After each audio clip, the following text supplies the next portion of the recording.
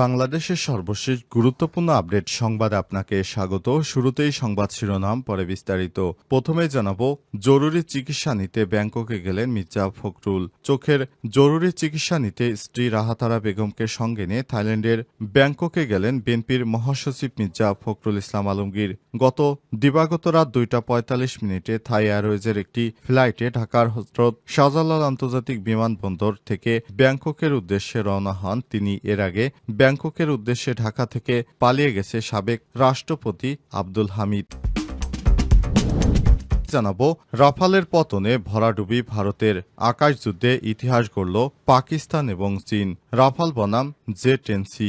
আলোচিত রাফাল ও জে-10সি আধুনিক যুগের দুটি 4.5 প্রজন্মের যুদ্ধবিমান। তবে 7ই মে এক ভারতীয় বিমান বাহিনীর সঙ্গে ঐতিহাসিক সংঘর্ষে পাকিস্তান বিমান বাহিনীর চীনা নির্মিত জে-10সি ফাইটার বাস্তব যুদ্ধে প্রথমবারের মতো 3টি ফরাসি রাফায়েল ভূপাতিত হয়। এতেই ভারতের গর্ব মাটির সঙ্গে মিশিয়ে দিয়েছে পাকিস্তান সেনাবাহিনী। যুদ্ধ শুধু অস্ত্রেই নয়, বরং নিজেদের দক্ষতায় বিজয় হয়।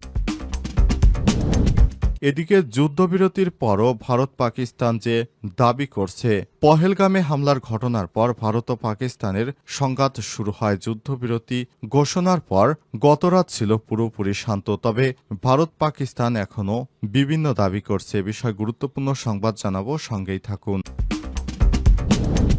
এরপর জানাবো, এবার পিছু হটছে ডোনাল্ড ট্রাম্প। নিরস্ত্রীকরণ ছাড়াই হামাসের সঙ্গে চুক্তির পরিকল্পনা যুক্তরাষ্ট্রের। ফিলিস্তিনি গাজায় স্থায়ী যুদ্ধবিরতিতে পৌঁছানোর জন্য হামাসের নিরস্ত্রীকরণের দাবি প্রত্যাখ্যানের কথা বিবেচনা করছে যুক্তরাষ্ট্র।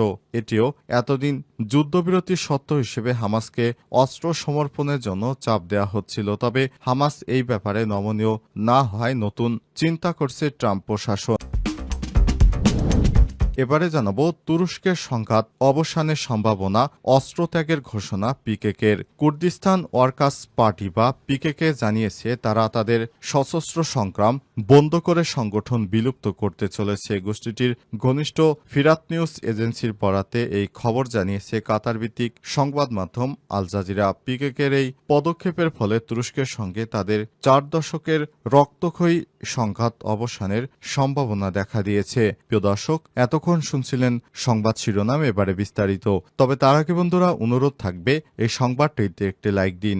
এই চ্যানেলে আপনি নতুন হয়ে থাকলে আমাদের সংবাদটি দেখতে দেখতে চ্যানেলটি সাবস্ক্রাইব করে রাখুন। আর বন্ধুরা, ভারত পাকিস্তান যুদ্ধে আপনি কোন দেশকে সমর্থন করেন কমেন্ট করে জানিয়ে দিন। ভারতকে সমর্থন করে থাকলে জয় হিন্দ এবং পাকিস্তানকে সমর্থন করে থাকলে পাকিস্তান জিন্দাবাদ লিখে কমেন্ট করে বিশ্ববাসীকে জানিয়ে দিন। এবারে বিস্তারিত।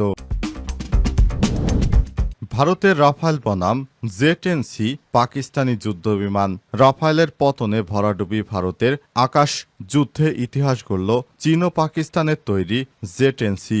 আলোচিত রাফায়েল ও জে-10সি আধুনিক যুগের দুটি চতুর্থ প্রজন্মের যুদ্ধবিমান। তবে গত 7ই মে এক ভারতীয় বিমান বাহিনীর সঙ্গে ঐতিহাসিক সংঘর্ষে পাকিস্তান বিমান বাহিনীর চীনা নির্মিত জে-10সি ফাইটার বাস্তব যুদ্ধে প্রথমবারের মতো একটি ফরাসি রাফায়েলকে ভূপাতিত করে। সেদিন 3টি রাফায়েলকে ভূপাতিত করা হয়েছিল।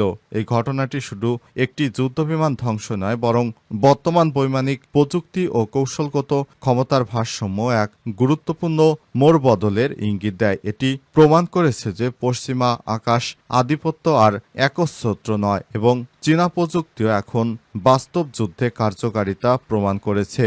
আজ এক প্রতিবেদনে খবর দিয়েছে জিও নিউজ। প্রায় $12 কোটি রাফায়েল ধ্বংস হয়েছে মাত্র $4 কোটি একটি জে-10সি দ্বারা। এটি নিছক কৌশলগত সাফল্যের চেয়েও অনেক বড় বার্তা বহন করে। এটি বৈমানিক প্রযুক্তির বিবর্তনের এক গুরুত্বপূর্ণ বাঁক চিহ্নিত করেছে।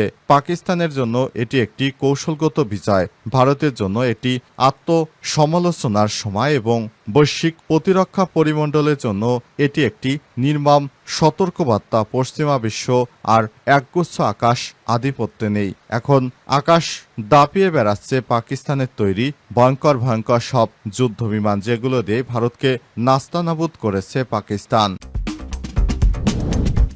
জরুরি চিকিৎসা নিতে ব্যাংককে গেলেন মির্জা ফখরুল। জরুরি চিকিৎসা নিতে স্ত্রী রাহাতারা বেগমকে সঙ্গে নিয়ে থাইল্যান্ডের ব্যাংককে গেলেন বিএনপির মহাসচিব মির্জা ফখরুল ইসলাম আলমগীর। গত দিবাগত রাত 2:45 থাই এয়ারওয়েজের একটি ফ্লাইটে ঢাকার হযরত শাহজালাল আন্তর্জাতিক বিমানবন্দর ত্যাগ করেন মির্জা ফখরুল। বিএনপির মিডিয়া সেলের সদস্য সাইরুল কবির খান বিষয়টি নিশ্চিত করে সাংবাদিকদের বলেছেন, সোমবার স্যারের চোখে সমস্যা দেখা দিলে দ্রুতই গুলশান ইউনাইটেড হাসপাতালে চিকিৎসা করেন তিনি। সেখানে পরীক্ষা নিরীক্ষার পর চিকিৎসকরা জানান চোখের রেটিনায় দ্রুত একটি অস্ত্রোপচার জরুরি। তিনি বলেন, চিকিৎসকদের পরামর্শে চোখের চিকিৎসা নিতে ব্যাংককের রুটনিন আই হাসপাতালে দ্রুত যোগাযোগ করে অ্যাপয়েন্টমেন্ট নেওয়া হয়েছে। মির্জা ফখরুল ইসলামের একান্ত সহকারী ইউনুস আলী খান জানান, বিএনপির মহাসচিব এর আশু রোগমুক্তি কামনায় দেশবাসী ও দলীয় নেতাকর্মীদের কাছে দোয়া চেয়েছে তার পরিবার। উল্লেখ্য, মির্জা ফখরুল থাইল্যান্ডে যাওয়ার আগে আওয়ামী লীগের সাবেক রাষ্ট্রপতি আব্দুল হামিদ বিমানবন্দর দিয়ে পালিয়ে থাইল্যান্ডে গিয়েছে। অনেকেই মনে করছে তাদের এই দুইজনের যাওয়ার ভিতরে কোনো সম্পর্ক রয়েছে কিনা সেটি এখনও দেখার বিষয়। গত 8 মে বিকেলে দিনাজপুর জেলা প্রশাসকের কার্যালয়ের সামনে বৈষম্যবিরোধী ছাত্র আন্দোলনের নেতারা এসব কথা বলেন। এর আগে স্বরাষ্ট্র উপদেষ্টা জেলা প্রশাসক কার্যালয়ে বিভিন্ন পর্যায়ে কর্মকর্তাদের সঙ্গে বৈঠক করার সময় জেলা প্রশাসক কার্যালয়ের গেটের সামনে বসে বিক্ষোভ করে বৈষম্যবিরোধী ছাত্র আন্দোলনের নেতাকর্মীরা। বৈঠক থেকে বেরিয়ে তিনি ছাত্র আন্দোলনের নেতাকর্মীদের সঙ্গে কথা বলেন। তখন থেকে জানা গেছে যে সাবেক রাষ্ট্রপতি আব্দুল হামিদ থাইল্যান্ডের ব্যাংককে গিয়েছেন এবং সেখানে আজ বিএনপির মহাসচিব মির্জা ফখরুল ইসলাম গেলেন। তাহলে তাদের মধ্যে কি কোনো যোগাযোগ আছে কিনা বিষয়টি পরিষ্কার নয়। পিছু হটছে ট্রাম্প, নিরস্ত্রীকরণ ছাড়াই হামাসের সঙ্গে চুক্তির পরিকল্পনা। ফিলিস্তিনের গাজায় স্থায়ী যুদ্ধবিরতিতে পৌঁছানোর জন্য হামাসের নিরস্ত্রীকরণের দাবি প্রত্যাহারের কথা বিবেচনা করছে যুক্তরাষ্ট্র।